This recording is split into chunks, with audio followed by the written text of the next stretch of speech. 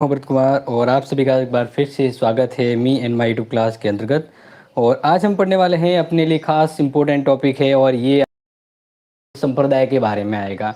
तो आज की अपनी क्लास आपके लिए बहुत खास है। अगर आप तैयारी राजस्थान जीके की या फिर बीएसटीसी एग्जाम की, तो बिल्कुल ये क्लास आपके लिए बहुत इंपॉर्टेंट होगी। और जो भी लाइव जुड़े हैं, thank you so much for upcoming most important update and जुड़े रहिएगा इसी तरह से। आपकी और भी इंपॉर्टेंट आपके लिए जो हेल्पफुल जो वीडियो है वो आते रहेंगे। तो फिलहाल अभी के लिए आप अपने इस क्लास को शेयर कीजिएगा। तो देखिए, हम बढ़ते हैं अपने आज की सामान्य ज्ञान, राजस्थान के सामान्य ज्ञान के अंतर्गत जो टॉपिक इंपोर्टेंट है उसके बारे में। क्या टॉपिक है? धार्मिक जीवन, जिसके अंदर संत कवि और संत संप्रदाय के बारे में हम पढ़ने वाले हैं। और ये काफ़ी इंपॉर्टेंट टॉपिक है अपना। तो बिल्कुल अगर आपको कोई डाउट है तो लाइव क्लास है और इसमें आप पूछ सकते हैं।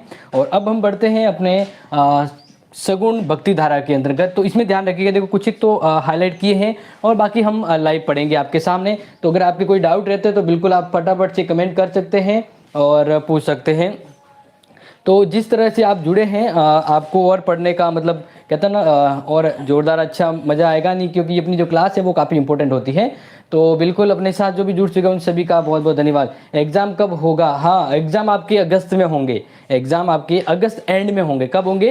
अगस्त एंड में होंगे, ठीक है ना। ये थोड़ा सा आप ध्यान रखिएगा। तो अब हम बात करते हैं अपने इस महत्वपूर्ण जो अपना जो ये एग्ज़ाम है इसके अंतर्गत जो अपना ये मोस्ट इंपॉर्टेंट टॉपिक है उसके बारे में, ठीक है। तो हाँ, अपने साथ जो भी जुड़ चुके हैं उन सभी का वेलकम, सभी का वेलकम, स्वागत है। और एग्ज़ाम जो अगस्त में है, तो आप कह रहे हैं सर अभी तक तो फॉर्म तो नहीं भरा गया। आपने ये भी पूछा होगा, क्योंकि मैं आपका कमेंट है वो देख रहा हूँ। तो मैं फॉर्म तो भर ही जाएंगे और एग्ज़ाम भी आ जाएंगे, लेकिन अगर आपने तैयार ही नहीं की तो फिर दिक्कत हो जाएगी, ठीक है ना। तो अब हम बढ़ते हैं अपने मोस्ट इंपोर्टेंट टॉपिक की ओर। देखो, अब हम पढ़ रहे हैं संत कवि और संप्रदाय के बारे में। सबसे पहले सगुण भक्ति। देखो, सगुण भक्ति, इसके अंतर्गत हम बात करें तो शैव संप्रदाय, शैव यानी शिव धर्म, शैव मतलब शिव, भगवान शिव को मानने वाले, भगवान शिव को मानने वाले और यानी शिव की उपासना करते हैं। तो जो अपने राजस्थान के अंदर बात करें कि भाई राजस्थान में शैव जो मत है वो कौन से प्रसिद्ध हुए, राजस्थान के अंदर शैव मत है वो कौन से प्रसिद्ध हुए, ये बात करें तो ध्यान रखिएगा। शैव मत के अंदर बात करते हैं तो एक तो है कापालिक और दूसरा है पाशुपत संप्रदाय। ये दो मत हैं वो अपने राजस्थान के अंदर शैव मत के अंतर्गत पॉपुलर हुए।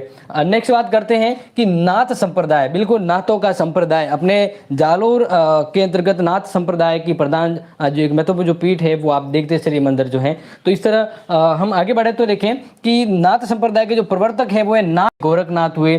तो राजस्थान के अंतर्गत नाथ संप्रदाय की दो शाखाएं पॉपुलर थी, ठीक है ना। एक तो है बैरांग पुष्कर में है, जिस मत का नाम ये नाथ मत का नाम है राता ढोंगा, ठीक है। और दूसरा है माननाती पंथ, जो जोधपुर के अंदर महामंदिर, जोधपुर महामंदिर है, वहां पर ये शाखा है माननाती वाली, ठीक है ना। तो ये आप सिंपली ध्यान रखें। अब बात करते हैं कि भाई शैव प्रमुख जो शैव संप्रदाय है, वैष्णव संप्रदाय हैं, उन वैष्णव संप्रदाय के बारे में हम आगे बढ़ने वाले हैं और पढ़ने वाले हैं।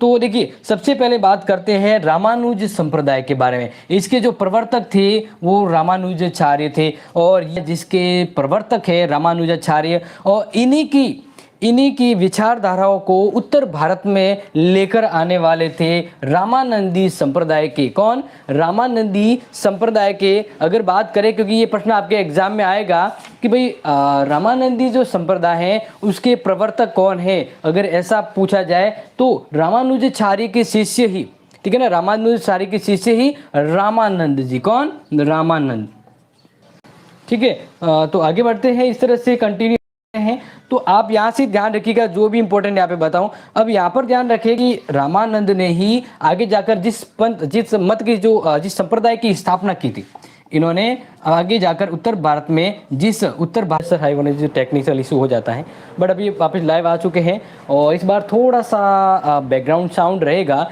लेकिन फिर भी अपने पढ़ाई के अंदर डिस्टर्ब नहीं रहेगा। तो अब बात करते हैं रामानंदी संप्रदाय, जिसकी जो इस संप्रदाय की स्थापना रामानंद ने की थी। संप्रदाय की बात करें, कबीर है, धन्नाजी हैं, जिनके बारे में आगे पढ़ेंगे, पीपा जी।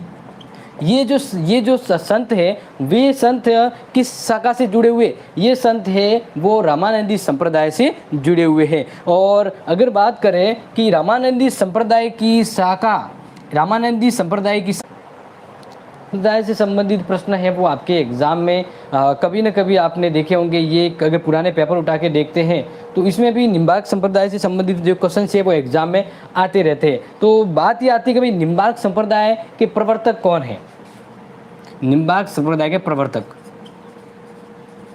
ठीक है। तो ये प्रश्न इंपॉर्टेंट है कि भाई निम्बार्क जो संप्रदाय है इसके प्रवर्तक कौन है। ये अगर प्रश्न आपके आ जाए तो ध्यान रखिएगा कि निम्बार्क संप्रदाय के जो प्रवर्तक आचार्य निम्बार्क हैं,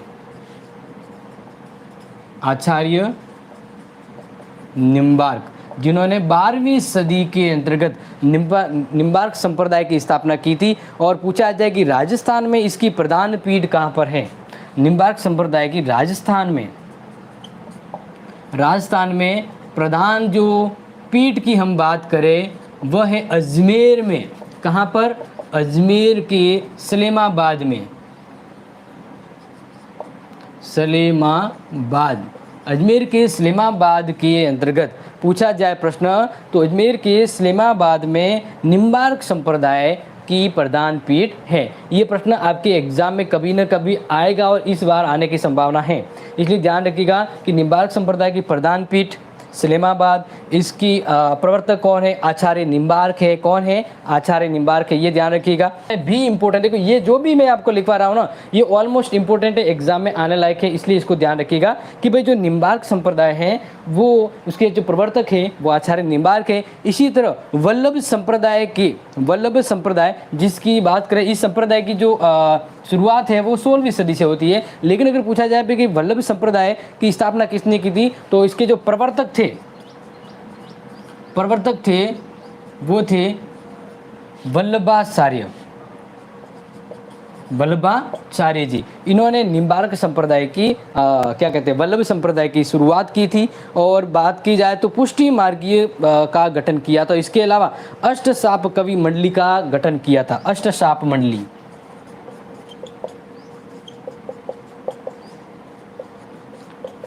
अष्टशाप मंडली का गठन किया था। क्या किया था, गठन किया था, ठीक है। ये एक ध्यान रखिएगा एग्जाम के हिसाब से। नेक्स्ट बात करते हैं इसी तरह जो संप्रदाय की हम पढ़ रहे हैं तो नेक्स्ट है गौड़ीय संप्रदाय या ब्रह्म संप्रदाय,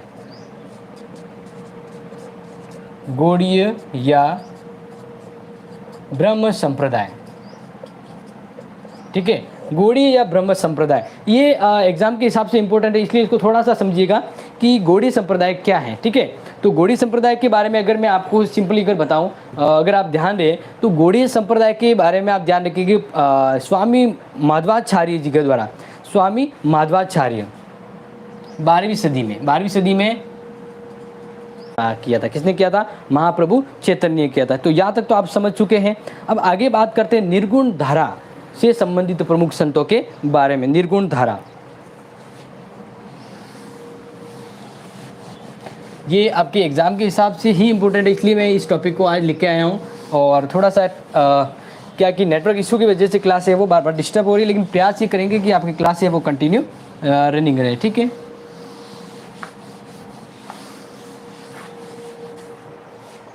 ओके, तो अब आगे बात करते हैं कि निर्गुण भक्ति धारा के बारे में।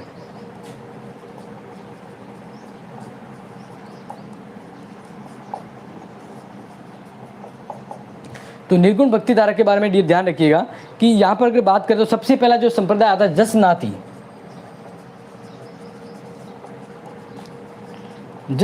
संप्रदाय। क्या है, जसनाती संप्रदाय। अब जसनाती संप्रदाय के बारे में ध्यान रखिएगा कि इस संप्रदाय की जो स्थापना है संत जसनाथ जी के द्वारा की गई थी।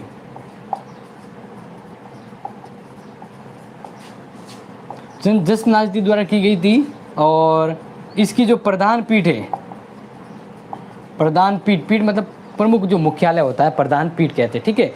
जो अगर बात करें प्रधान जो पीठ है, इसकी जो प्रधान पीठ है वो कहाँ थी अगर ये पूछा जाए तो प्रधान पीठ कतरियासर बीकानेर, कतरियासर बीकानेर। क्या है यहाँ पर बीकानेर में जसनाती संप्रदाय की प्रधान पीठ है। ये प्रश्न काफी बार एग्जाम में आया हुआ है, इसलिए ध्यान रखिएगा। और जसनाथ जी के द्वारा इनके द्वारा जो उपदेश दिए गए थे उनका एक विशेष ग्रंथ बनाया गया था, ठीक है। तो ध्यान रखिएगा यहाँ पर जैसे हम बात करें तो शंभुदड़ा ठीक है। अब बिश्नोई संप्रदाय के बारे में ध्यान रखिए, काफ़ी इंपॉर्टेंट मैं बता रहा हूँ कि बिश्नोई संप्रदाय के बारे में लिखवाने से पहले एक जो इनके जो इम्पोर्टेंट है ना, जो हर बार एग्जाम में आता है, हर बार एग्जाम में आता है कि अग्नि नृत्य करने वाला संप्रदाय कौन है, किस संप्रदाय के जो अनुयायी है वो अग्नि नृत्य करते हैं।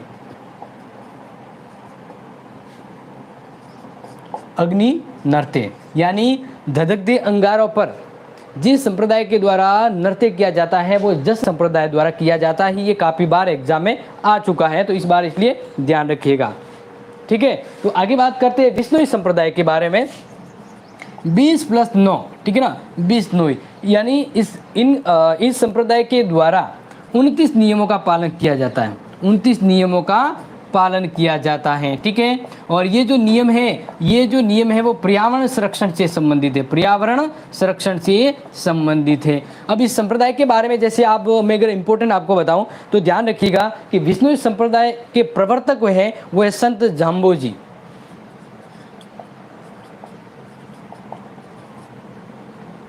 संत जाम्बोजी, ये जो संप्रदाय है वो इस संप्रदाय के प्रवर्तक हैं, ध्यान रखिएगा। और इसकी जो प्रमुख पीठ है वो मुकाम तलवा, प्रधान पीठ मुकाम तलावा के अंतर्गत है। अब कहेंगे सर ये मुकाम तलावा जो है, मुकाम तलावा ये तालवा सॉरी, ठीक है ना, ये नोखा बीकानेर में आया है। कहाँ आया हुआ है? नोखा। और नोखा कहाँ पर आया हुआ है? ये आया हुआ विद्यार्थियों बीकानेर। कहाँ पे आया हुआ है? बीकानेर आया हुआ है। इसके बारे में जैसे मैंने अभी आपको बताया कि 29 नियमों पर आधारित है। और इसके अलावा संत जाम्बोजी की जो उपदेश हैं, या हम बात करें इनके जो प्रमुख जो ग्रंथ हैं, अगर पूछा जाए तो उन ग्रंथों के मैं आपको नाम बता देता हूँ। एक तो है जंब सागर। क्या है? जंब सागर।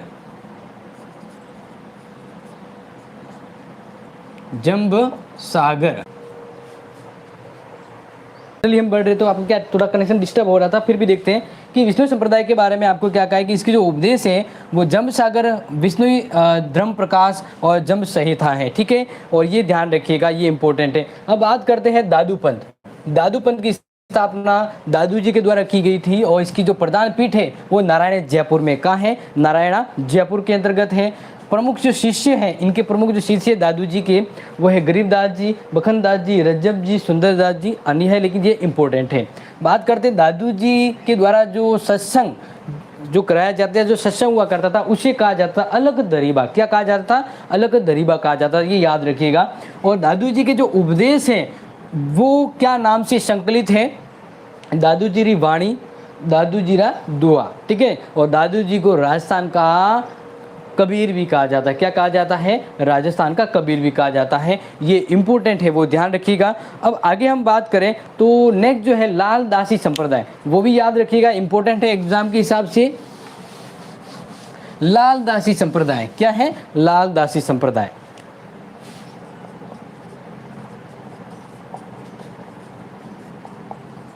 लालदासी संप्रदाय के बारे में आपको जो मैं बताने वाला हूँ वो याद रखिएगा कि लालदासी जो संप्रदाय है, इनकी इस संप्रदाय की जो स्थापना है वो लालदास जी के द्वारा की गई है।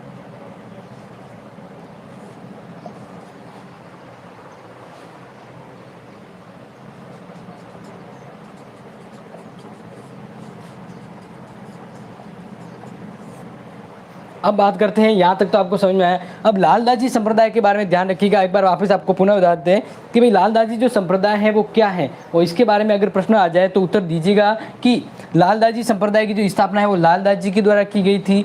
और बात करते हैं इस ये किस संप्रदाय से प्रमुख है, तो मेव जाति जो भरतपुर के अंदर निवासी है। प्रमुख स्थल की बात करते हैं तो शेरपुर व धौली, ये जो है वो किससे संबंधित है? लालदासी संप्रदाय से, लालदासी संप्रदाय, ठीक है। आगे बात करते हैं राम स्नेही संप्रदाय। राम स्नेही संप्रदाय के बारे में ध्यान रखिएगा कि राम स्नेही संप्रदाय की स्थापना किसने की थी? राम शरण जी ने। किसने की? राम शरण जी, राम शरण जी, ये संत राम शरण जी संत के द्वारा राम शरणी संप्रदाय की जो स्थापना की गई थी। और यहाँ पर जो इम्पोर्टेंट है मैं आपको वो नोट करवा देता हूँ कि राम शरणी संप्रदाय की 4 पीठें हैं। कितनी पीठ? 4 पीठ। और ये आपके एग्जाम के लिए इम्पोर्टेंट है और ये मैं एक बार आपको यहाँ पे नोट करवा लेता हूँ। और इसमें से एग्जाम में कहीं ना कहीं बार बार आता रहता है, तो वो नोट कर लीजिएगा, ठीक है। मैं आपको अभी जस्ट बता रहा हूँ कि भाई राम शरणी संप्रदाय है, इसकी जो प्रवर्तक है राम शरण जी हैं, लेकिन इसकी बात करें अलग अलग शाखाएं हैं, या हम बात करें कि राजस्थान में इनकी 4 प्रमुख पीठ है, इनके बारे में बता रहा हूँ। राजस्थान में इस संप्रदाय का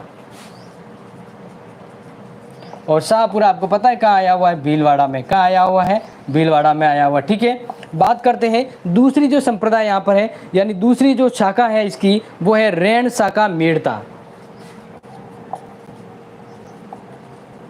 रैण शाखा, और ये आया हुआ है मेड़ता के अंदर।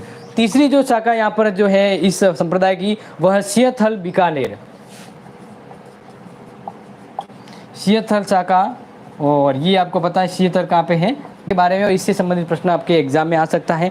तो सिंपली हम एक सबसे इम्पोर्टेंट आपको बताएं तो ध्यान रखिएगा, संत रज्जब जी,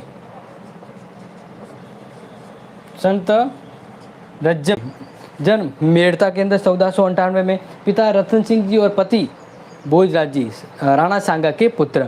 अब इनके बारे में बात की जाए तो यहाँ पर जो जनरली ये कहा जाता है कि ये इनके जैसे भोजराज जी की मृत्यु हो जाती है तो ये कृष्ण भक्ति में तल्लीन हो जाती है, कृष्ण भक्ति को अपना लेती है, और इस तरह से इनका पूरा जीवन जो है वो कृष्ण भक्ति के ऊपर समर्पण हो जाता है। और इनके जो उपदेश है, उनके जो वाणियाँ हैं, वो पदावली कहा जाती है। क्या कहा जाती है? पदावलियाँ। क्या कहा जाता है? पदावलियाँ कहा जाता है, ठीक है। ये थोड़ा सा ध्यान रखिएगा। इसके अलावा बात करते हैं नेक्स्ट, आपको याद होगा संत मावजी और संत आचार्य भिक्षु।